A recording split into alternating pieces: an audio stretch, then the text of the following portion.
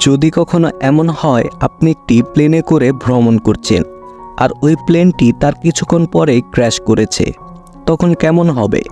ঠিক এমনই এক কাহিনী নিয়ে নির্মিত হয় দ্য ক্যাপ্টেন সিনেমাটি। এই প্লেনটি যখন আকাশে উড়ছিল তখন হঠাৎ করে প্লেনটির সামনের গ্লাস ভেঙে প্রচণ্ড বেগে বাতাস ঢুকতে শুরু করে, যার কারণে প্লেনটিতে থাকা একজন পাইলট সামনের গ্লাস ভেঙে বাইরে বেরিয়ে আসে এবং সমস্ত প্যাসেঞ্জার্স এবং ক্রু মেম্বাররা খুবই আতঙ্কিত হয়ে যায়। মনে হয় এখনই তারা মারা যাবে। তারা কি বেঁচে ফিরতে পারবে নাকি তার আগে ক্র্যাশ করে সবাই মারা যাবে? তো গাইস, চলুন ভিডিওটি শুরু করা যাক। তো ভিডিও শুরু করার আগে হ্যালো গাইস, আমি নীরব অ্যান্ড ওয়েলকাম টু দ্য সিনে এক্সপ্লেইন। কাহিনীর শুরুতে একটি লোককে দেখানো হয়। লোকটির নাম ছিল লিও। লিও একজন অভিজ্ঞ সাহসী পাইলট। সে বেশ কয়েক বছর ধরে খুবই অভিজ্ঞতার সঙ্গে বিমান চালিয়ে আসছে। সেদিন সকালে লিও গোসল করে এয়ারপোর্টে যাওয়ার জন্য রেডি হচ্ছিল, কিন্তু সেই দিনটি ছিল একটি স্পেশাল দিন, কারণ ওই দিন তার একমাত্র মেয়ের জন্মদিন ছিল। লিও তার মেয়েকে একটু বেশি ভালোবাসে। তার মেয়ে তার বাবাকে সেই দিন ডিউটিতে যেতে দিতে চায় না, কিন্তু কি আর করার, লিও তো তার দায়িত্বে আর অবহেলা করতে পারে না। তাই সে অনিচ্ছা হওয়ার সত্ত্বেও এয়ারপোর্টে যাওয়ার জন্য রওনা হয় এবং লিও তার মেয়েকে প্রমিস করে বলে যায় সে রাতে এসে তার সাথে একসাথে জন্মদিনের কেক কাটবে এবং রাতে তারা তিনজন খুবই মজা করবে। এবং লিও এয়ারপোর্টে গিয়ে পৌঁছায়। এয়ারপোর্টে গিয়ে লিও তার সমস্ত দায়িত্ব এবং কার্যক্রম বুঝে নেয়। সেই দিন লিওর কোপাইলট হিসাবে ছিল কাই নামের একটি ছেলে। কাই এখানে নতুন জয়েন করেছে। কাইও লিওর মতো একজন সাহসী এবং অভিজ্ঞতা সম্পন্ন পাইলট। এরপর কাই লিওর সাথে কথা বলে এবং সে তাদের থার্ড পাইলটের সাথে যোগাযোগ করে দেখে নেয় সবকিছু ঠিকঠাক আছে কিনা। এবং প্লেনটি আকাশে ওড়ার আগে তারা সবাই একসাথে বসে মিটিং করে নেয়। ওই মিটিং করার সময় সেখানে পাইলট, ক্রু মেম্বার এবং সবাই উপস্থিত ছিল এবং সেই দিন আবহাওয়ার অবস্থা কীরকম ছিল তা সব কিছু তারা চেক করে নেয়। এয়ার ট্রাফিকের কাছ থেকে সব কিছু তারা ভালোভাবে চেক করে প্লেনের উদ্দেশ্যে রওনা শুরু করে এবং প্লেনের ভিতরে খাবার পানি সবকিছু ঠিকঠাক মতো আছে কিনা তা সমস্ত কিছু তারা চেক করে নেয় এবং সমস্ত প্যাসেঞ্জার্সরা তাদের নিজেদের সিটে গিয়ে বসে পড়ে এবং ক্রু মেম্বাররা তাদের সবার টিকিট ঠিকঠাক মতো আছে কিনা এগুলো চেক করে নেয়। এরপর প্লেনটি 119 জন প্যাসেঞ্জার্স এবং 9 জন ক্রু নিয়ে তাদের ভ্রমণ শুরু করে এবং ধীরে ধীরে ওই প্লেনটি অনেক উপরে উঠে যায় এবং ক্রু মেম্বাররা তাদের সবাইকে ফোন ব্যবহার করতে নিষেধ করে দেয় এবং ক্রু মেম্বাররা যাত্রীদেরকে সিট বেল্ট পরে নিতে অনুরোধ করে। মোবাইল ফোন ব্যবহার করা নিষেধ থাকা সত্ত্বেও একজন লোক ফোন চালাতেই থাকে। এই নিয়ে একজন ক্রু মেম্বারের সাথে তার কথা কাটাকাটি হয়। এরপর একজন সিনিয়র ক্রু মেম্বার এসে লোকটিকে বলে, আসলে প্লেনের ভিতরে ফোন চালানো উচিত নয় স্যার, আপনি প্লেনটি ল্যান্ড করার পর ফোন চালাতে পারেন। এই কথা বলে পরিস্থিতি স্বাভাবিক করে নেয় এবং প্লেনটি খুব সুন্দরভাবে যাত্রা শুরু করে এবং প্লেনে থাকা প্যাসেঞ্জার্সরা তাদের ভ্রমণ উপভোগ করছিল, কিন্তু তারা ভাবতেও পারছিল না যে কিছুক্ষণ পর তাদের জন্য কি অপেক্ষা করছে। এরপর প্লেনটি যখন উড়ছিল তখন হঠাৎ করে প্লেনটি দুলতে শুরু করে এবং প্যাসেঞ্জার্সরা তখন একটু ভয় পেয়ে যায়, কিন্তু লিও আর কাই তো জানে আবহাওয়া ভালোই রয়েছে, তাহলে প্লেনটি এভাবে দুলছে কেন? কাই তখন কন্ট্রোল রুমের সাথে যোগাযোগ করার চেষ্টা করে। কন্ট্রোল রুম থেকে তখন তাদেরকে জানানো হয় আবহাওয়া এখন একটু খারাপ হয়ে গিয়েছে, তাই তাদেরকে প্লেনটিকে একটু উপর দিয়ে উড়িয়ে নিয়ে যেতে বলে।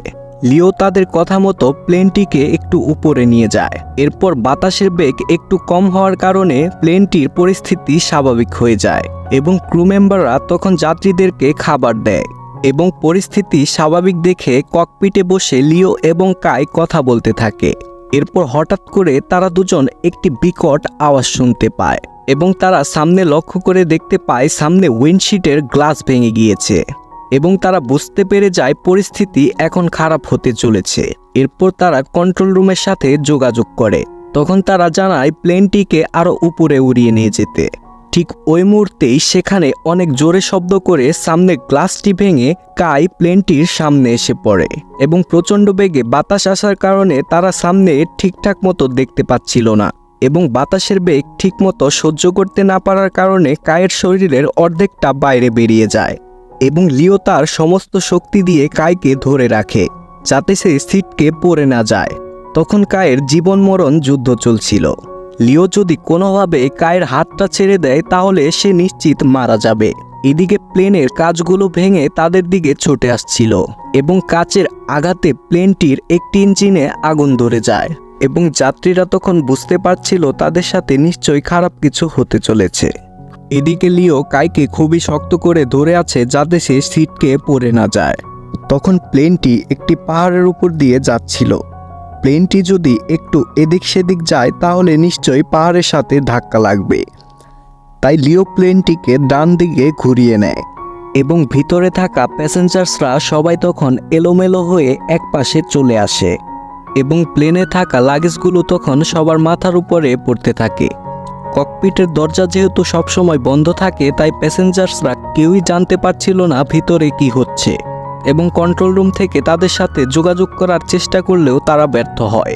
তখন তারা বুঝতে পারে নিশ্চয়ই প্লেনটির সাথে খারাপ কিছু হচ্ছে। এবার 119 জন প্যাসেঞ্জার্স এবং 9 জন ক্রু মেম্বারের জীবন তখন লিওর হাতে রয়েছে এবং সমস্ত প্যাসেঞ্জার্সরা আতঙ্কিত হয়ে ভয় পেতে থাকে। তারা সবাই ভালো করে সিট বেল্ট পরে নেয়। এবার প্লেনটি আস্তে আস্তে লিওর কন্ট্রোলের বাইরে চলে যেতে থাকে। লিও প্লেনটির কন্ট্রোল ফিরে পেতে অনেক চেষ্টা করে। এরপর লিও প্লেনটিকে জোরে টান দেয়, এতে করে কাই ভিতরে চলে আসে। যদিও লিও ইচ্ছে করে কাইকে ভিতরে আনার চেষ্টা করছিল।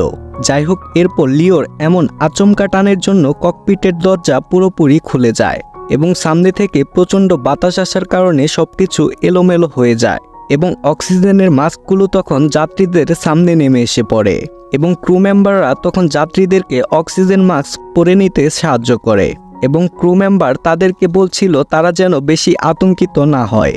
কিন্তু প্যাসেঞ্জার্সরা তাদের কোনো কথাই শুনছিল না, কারণ তারা বুঝতে পেরেছিল তাদের সাথে নিশ্চয়ই অনেক খারাপ কিছু হতে চলেছে।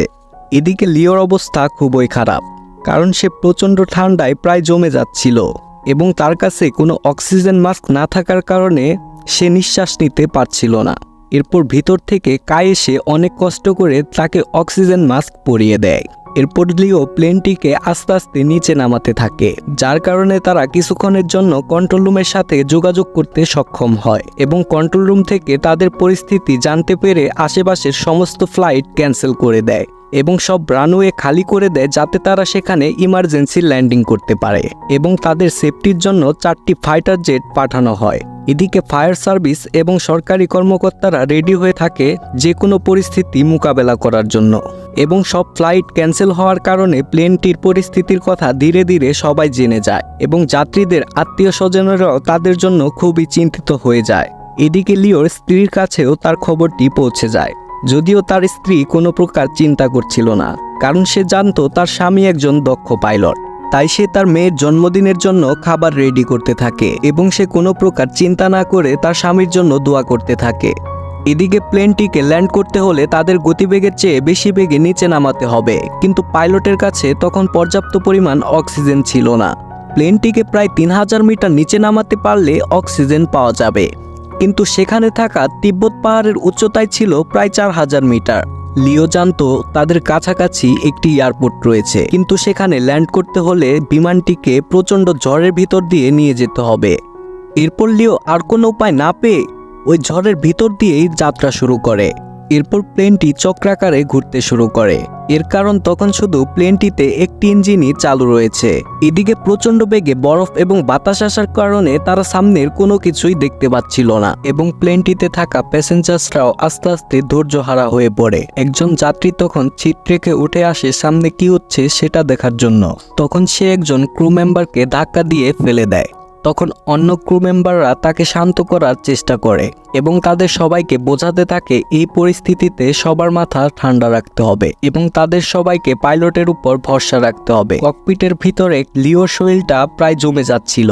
কাই লিওর শরীরটা উষ্ণ রাখার চেষ্টা করছে, কিন্তু লিও অজ্ঞান হতে শুরু করে। লিও তখন দেখতে পায় সে তার মেয়ের সাথে জন্মদিনের কেক কাটছে। এদিকে কাই খুবই চেষ্টা করছে তাকে উষ্ণ রাখার জন্য।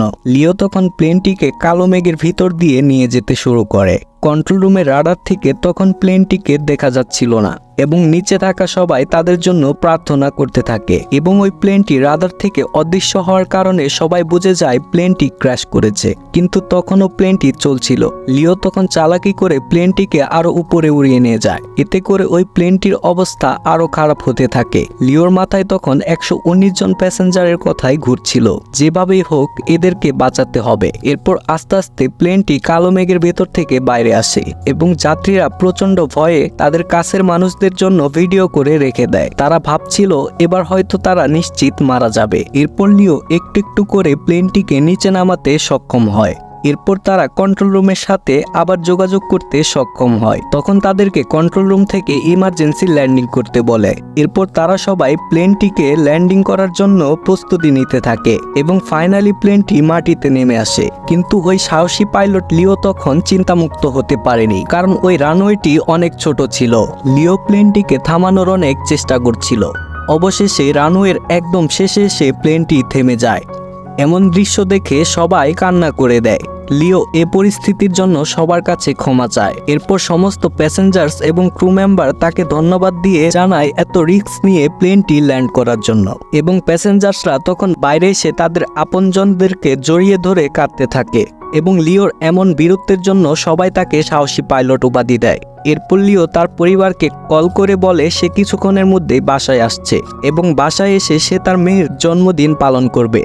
আর এভাবেই 119 জন প্যাসেঞ্জার্স এবং 9 জন ক্রু মেম্বার এক ভয়াবহ প্লেন ভ্রমণের অভিজ্ঞতা নিয়ে তাদের প্রিয়জনদের কাছে ফিরে আসে এবং ফাইনালি মুভিটি এখানেই শেষ হয়ে যায়। তো গাইস, ভিডিওটা যদি ভালো লেগে থাকে তাহলে অবশ্যই লাইক, কমেন্ট, শেয়ার এবং সাবস্ক্রাইব করতে ভুলবেন না। তো দেখা হচ্ছে গাইস পরবর্তী কোনো এক ভিডিও নিয়ে। ততদিনের জন্য সবাই ভালো থাকুন, সুস্থ থাকুন।